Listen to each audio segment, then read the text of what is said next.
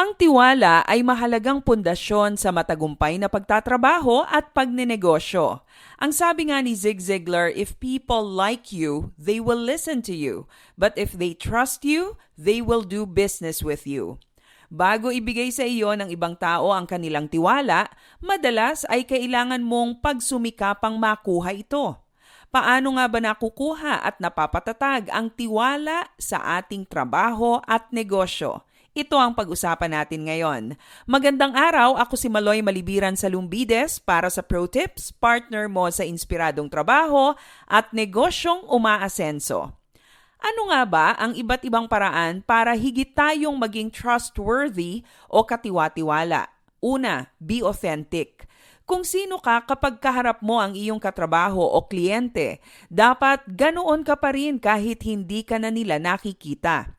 Kung ano ang mga salitang binibitiwan mo tungkol sa isang kamanggagawa kapag siya ay wala, dapat ay kaya mo pa rin itong sabihin kapag magkaharap na kayo. Authenticity requires that you walk your talk. Ang sabi ng social media marketing expert na si Chris Brogan, own your words. Your words are maps to your intentions. Huwag kang mangako kung di mo naman kayang tuparin. Ang iyong salita ay dapat lamang na makita sa iyong gawa. Pangalawa, build healthy relationships. Mas madaling magtiwala sa mga taong kilala mo at kilala ka.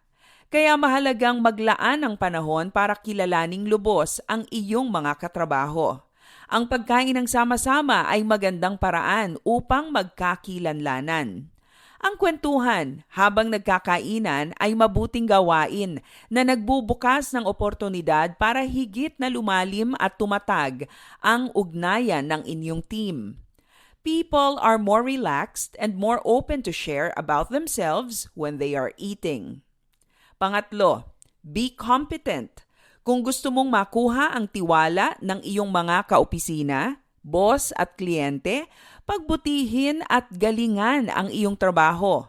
The quality of your work is the best proof that will convince others to trust you.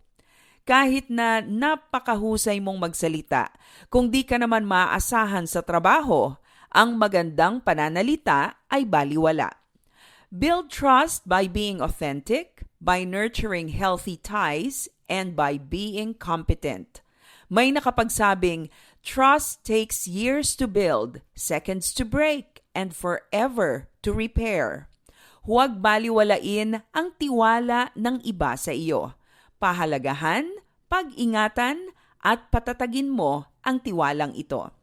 Para sa Pro Tips, ako si Maloy Malibiran sa Lumbides. Be a blessing in the workplace today.